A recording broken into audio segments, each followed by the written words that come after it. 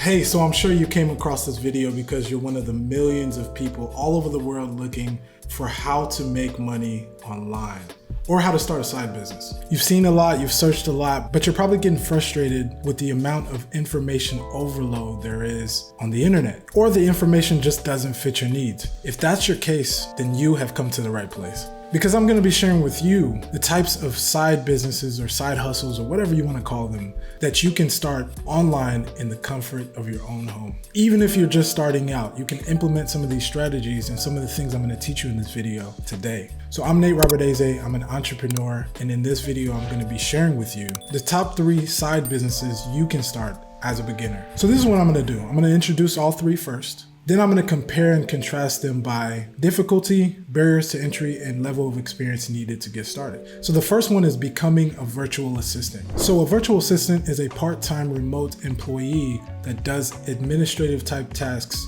for a business. They can do tasks like scheduling appointments, making phone calls, organizing emails, scheduling and organizing travel, and other things of that nature. So according to Truelist.co, there's about 25,000 virtual assistants out there right now. Now that number might seem kind of high, but last year in 2021, there was about 376,000 new businesses that were formed, and that's just in the US. So if you can imagine how many more businesses will be started this year and next year, you start to understand how low that number actually is, especially with a lot of businesses going online with their operations. For me, I hire quite a few virtual assistants to do tasks in my business, and I know a lot of people and I have a lot of friends who do the same.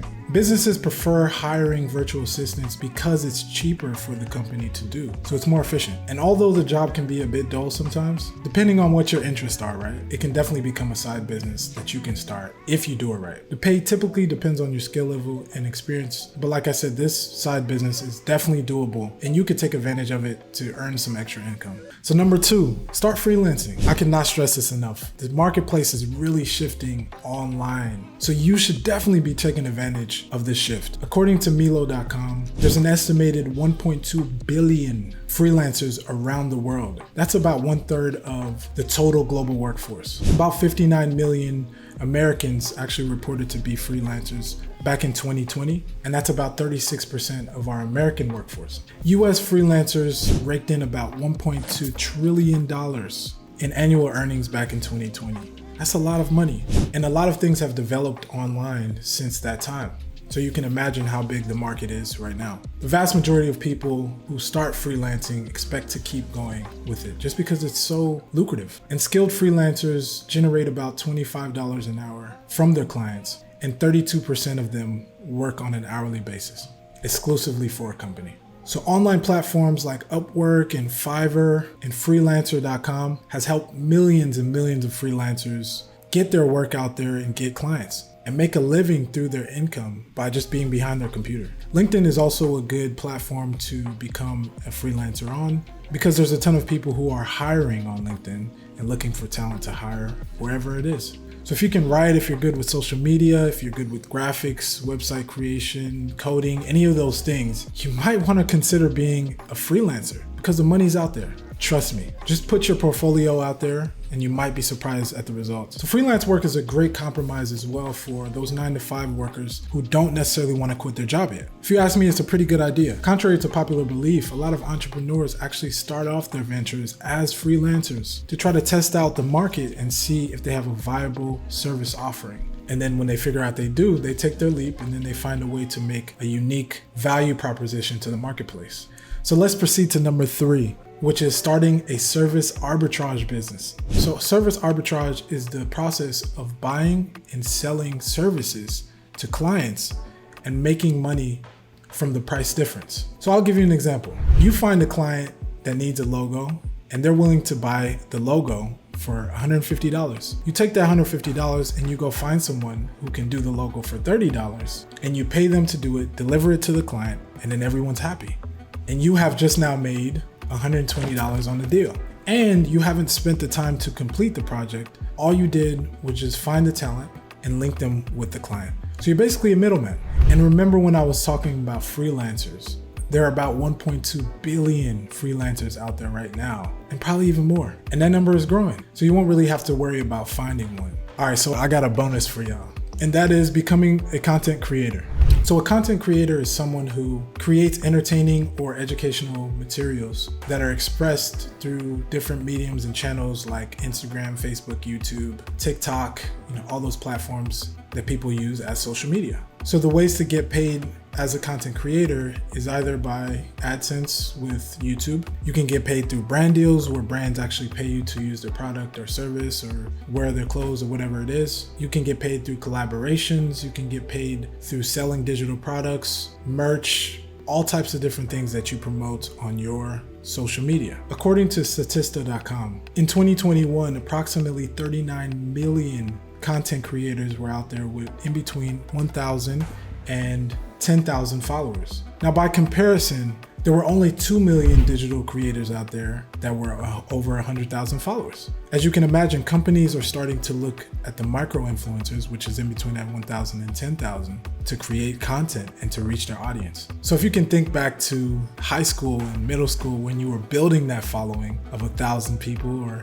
everybody was trying to get to that 1,000 follower count, you can actually take advantage of that as a content creator, because companies are looking for you to share their product with your demographic. So it's a great field to get into. And if you can also think about how people consume nowadays. Back in the day, they had these TV ads and billboards and things of that nature that they spent millions and millions and millions of dollars to promote their product or service on. Now that people have moved to social media, those budgets are still there. So they're giving that to content creators to promote their products. So now that I've finished discussing the 3 side hustles and the bonus one, I'm going to compare the difficulty of all of them. I'm also going to compare the experience needed and the initial investment range needed to start one of these side businesses. So let's start with difficulty level. So I'm going to either rate them easy, normal, moderate, or hard. That's the scale I'm going to use. So one side note, the ratings that I'm going to give for all of these are subjective. It really depends on where you're at right now and the level of experience or information that you may have been exposed to up to this point. So in being a virtual assistant, I would rank that as an easy level of difficulty for 2 main reasons. First of all, you can start it immediately. It doesn't require much. If you have a laptop or a phone, which you're on right now, obviously watching me, you can do it. And if you know how to send emails, organize things, or do anything in Microsoft Word, you're probably good to go.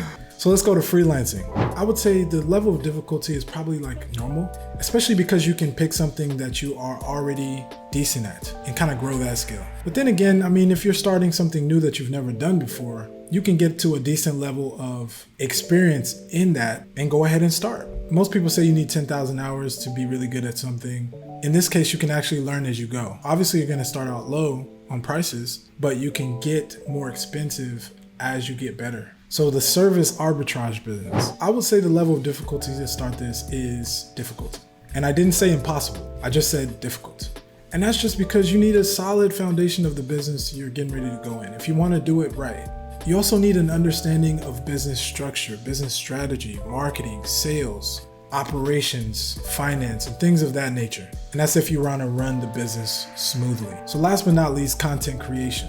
I would rank the level of difficulty at normal as well. Like I said, you can pretty much start as a content creator right away. Depending on what you're trying to go into, the level of difficulty might depend, but for this sake, I'm talking about general, educational content and entertainment type content. Now let's talk about the level of experience needed for these 4. In other words, how good do you have to be to get in? And I'm gonna rate these by 4 different levels: novice level, intermediate level, proficient level, and expert level. So let's start with being a virtual assistant. I would say you need only a novice level of experience. First of all, because it has less of a learning curve. And if you don't know how to do all the tasks needed, if you get a task, you can go on YouTube real quick and just learn how to do it right there on the fly because they're quick and easy things to do. So let's jump to freelancing. I would say the level of experience needed there would be an intermediate level. The only reason why is because the market is pretty competitive nowadays because there's so many freelancers out there. And you need a specific skill, preferably a niched and specialized skill, to really be able to make money and kill it in freelancing.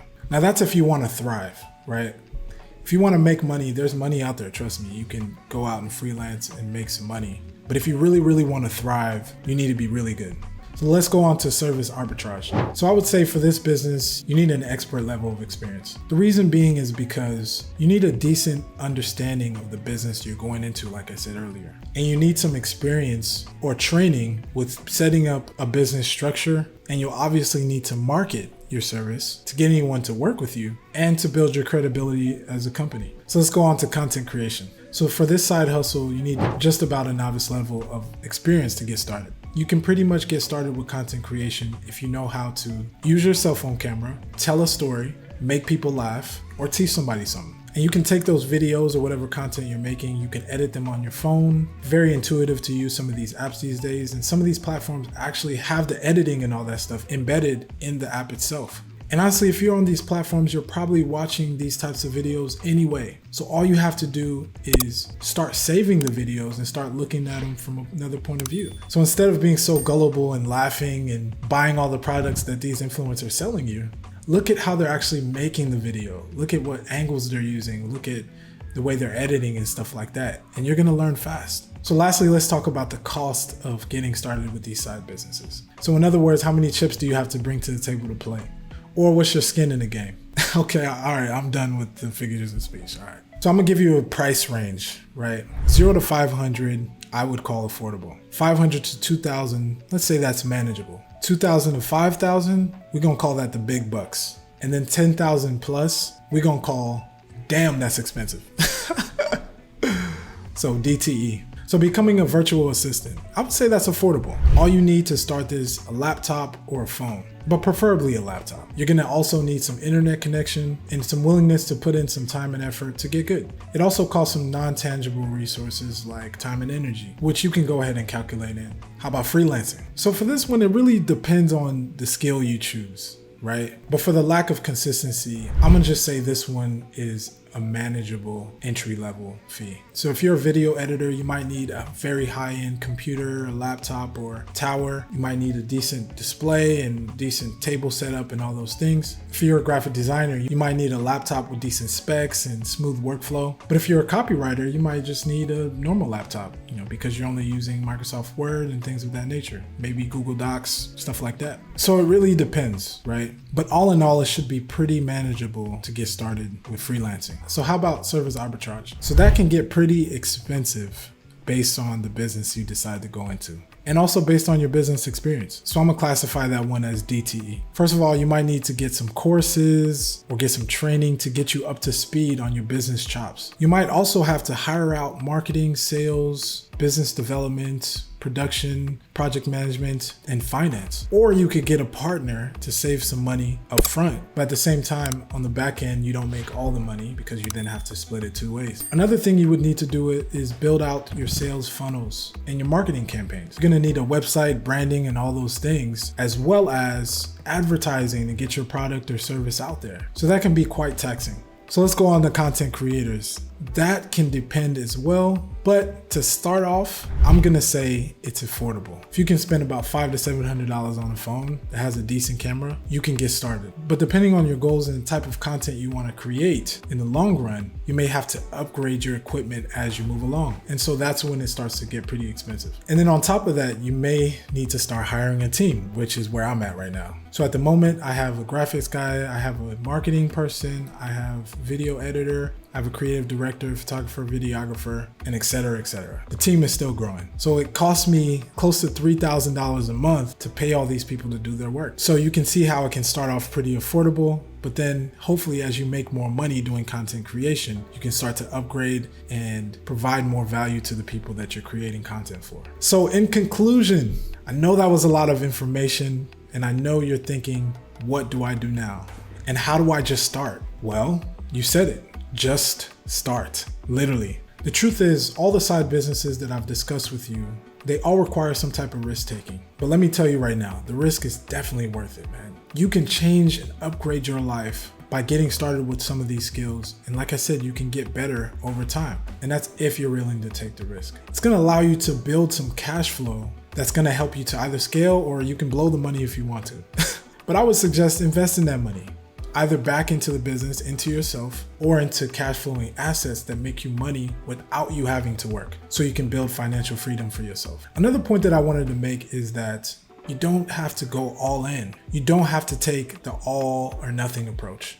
You take a calculated risk and use the 80-20 rule. So you keep 80% of what's currently working for you, and then you allocate 20% to explore new ways of making money until you can flip the two. And now your 20% turns into your 80%. And then the 20% that you don't like to do, you can keep shrinking and shrinking and shrinking that until you have financial freedom.